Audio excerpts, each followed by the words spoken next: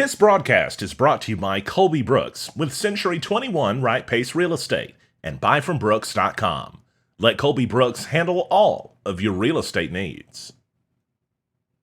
Hey, we're really glad you joined us today on NEA Report. Let's catch you up to date on what's going on in your world. We're talking about COVID-19 numbers in Arkansas, with those numbers going over 2,700 cumulative to date as of today. That includes over 1,700 active cases, more than ever, of course, on both numbers. We're talking about those. We're talking about more cases in northeast Arkansas, including in Craighead County and in Lawrence County, and a new county even added in NEA. There was only one left. It was Fulton County. Now they're on the map. I've spoiled the story, but we'll tell you everything that's happening on NEA Report right now.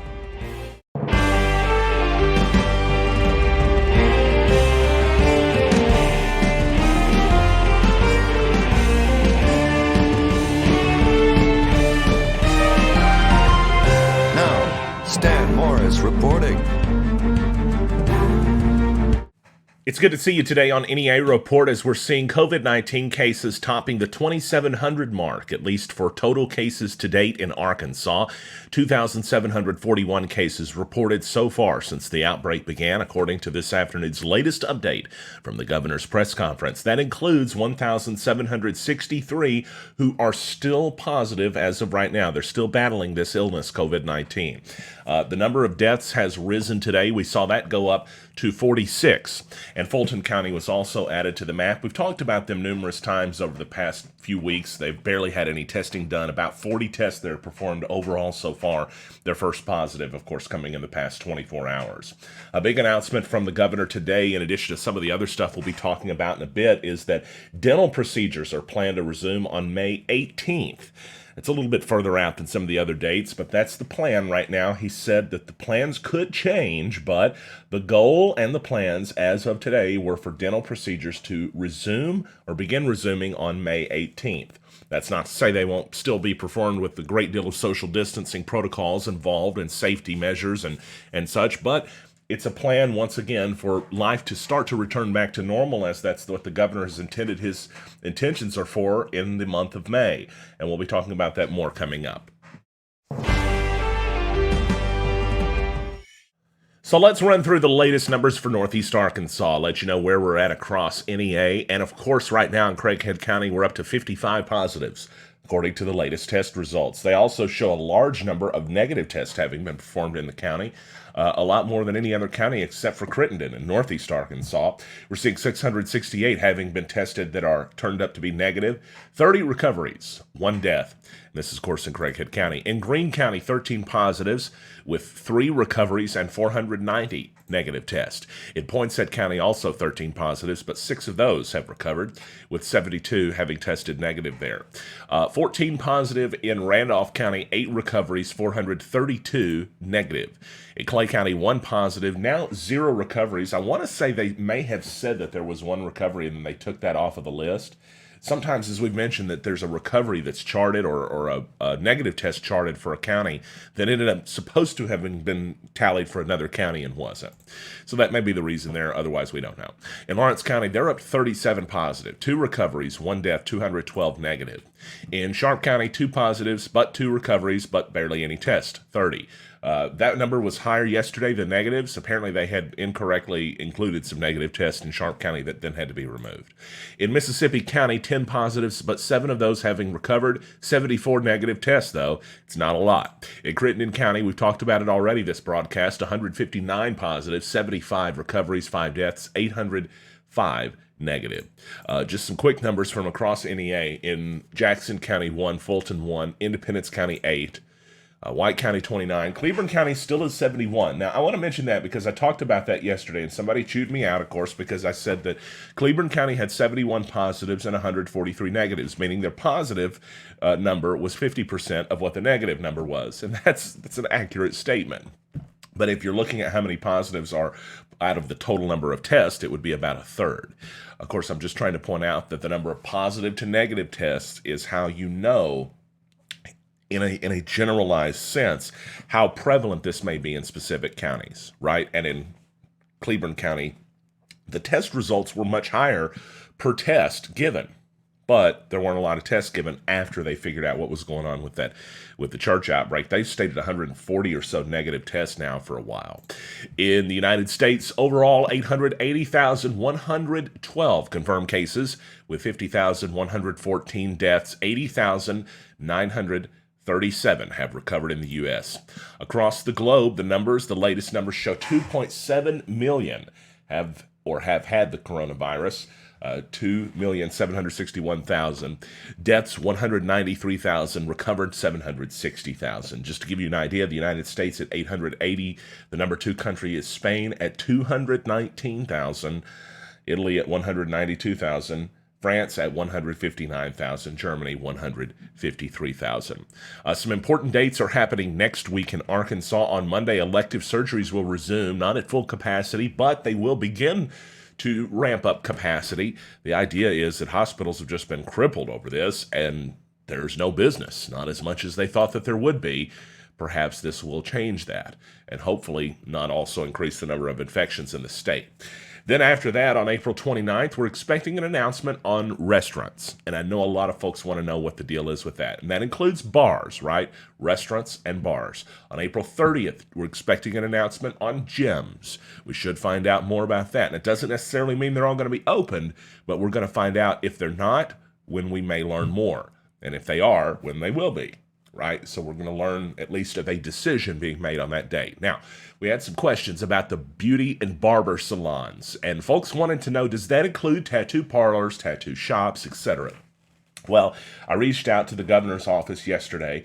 It took a little bit of time to get some information, but what we found out is that March 23rd directive, which was the one that included beauty and barber shops, also included the tattoo locations, the body art schools, cosmetology establishments, easy for me to say, medical spas and the like, and the expectation, the directive being considered, should include the same.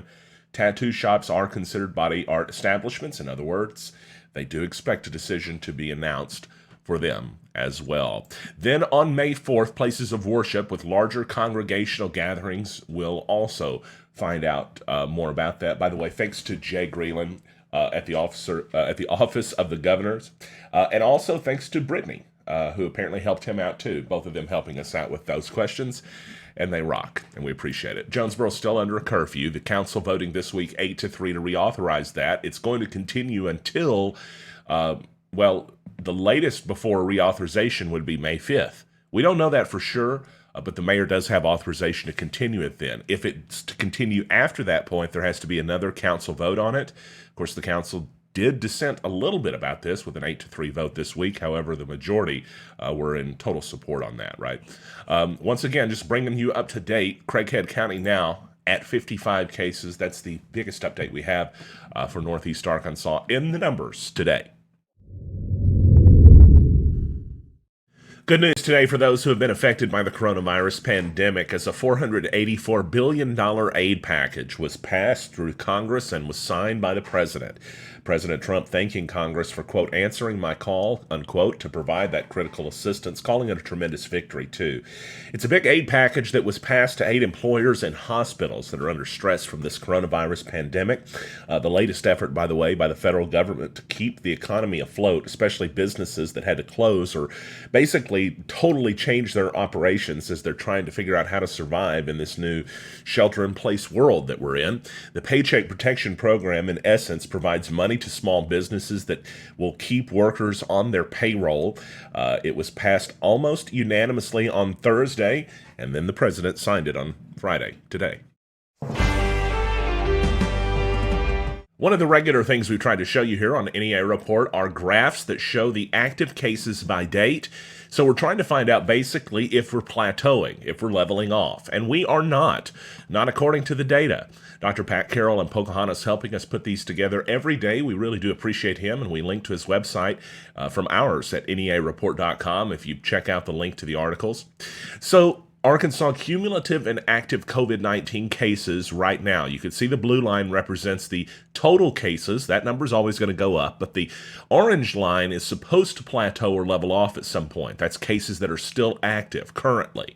And And that number's still going up too. It's not stopping. It's barely dropped ever. When it hit the 1,000 mark, it went up a little bit and came back down. But since then, especially with the prison population outbreak, it's shot above 1,500. The new Arkansas COVID-19 cases and test run by date, as you can see here, show that we are going above this trend line where we had seen ourselves for really the past month. The feeling, of course, being that we might level off and maybe even go down from where that was at. Instead, for the past 4 days, we've been dramatically above that line, indicating that there are more positive cases and such being discovered in Arkansas. But you can also see there's a lot more testing being run than it had been in previous days too. So the orange line on this, the orange bar, represents how many tests have been run on each date. It's not always correlative, and of course we've only got that data going back so far. But we're trying to get an idea. That way, if we see a large surge in new positive test results, we know either A, there were more tests run, or B, something happened. Arkansas's governor is telling us all to get tested. If you think you have symptoms, don't wait. Get tested. That's a totally different message than we had heard earlier in this pandemic, where they said if you contacted a provider and they told you to get tested, then get tested. Now they're sort of loosening the restrictions, or the suggestions, I guess we should say. The governor's saying there's more testing available now, encouraging Arkansans to get tested if you think you have COVID-19 or you may be showing symptoms. Hey, look at that. It's a symptoms chart. We can talk about some of those for a second. COVID symptoms over here on the left compared to flu, cold, and allergy symptoms on the 3 columns to the right. You can see the most common and severe symptoms of COVID-19 are cough, fever, and breathlessness. The breathlessness one is the one to pay attention to, because unlike the flu or cold, it's more severe and more prevalent there. And allergies, you might see that somewhat. However, the breathlessness aspect is most noticeable in COVID. It also includes some indicators like body aches, headache, and fatigue. Yes, those might be it, but those might also be indicators of the flu. Some other things such as watery eyes, that has nothing to do with COVID-19. Sneezing, probably not. It could be an indicator of it. Runny nose, probably not. It could be an indicator of it. This one, I've never said that word on the air before. I don't know why I'm hesitating to say it now. Anyway, there you go. Well, Jonesboro hotels are being hit hard by the pandemic with travel restrictions and fear surrounding travel in general. Hotels in Jonesboro has seen an extraordinary drop in business. The owner of 6 hotels, Naz Kazi, said he's seen an 85% drop. The Comfort Suites, one of their management saying the hotel running at about 10% capacity. New reporting today from the Jonesboro Sun, if you want to go check that out. Well, Arkansas's congressional delegation is very happy over the Department of Education for setting about $128 million in coronavirus assistance for Arkansas K through 12 students. Senators John Bozeman, Tom Cotton, Congressman Rick Crawford, along with Congressmen French Hill, Steve Womack, and Bruce Westerman, applauding the Department of Education for that emergency relief fund allocation that was made to help out students in this weird time.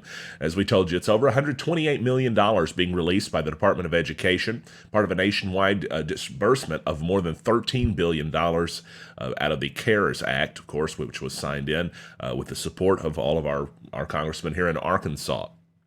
Education leaders will have the flexibility to use that money for needs like tools and resources for distance education, student health and safety, and implementing plans for the next school year. Of course, that's harder than ever.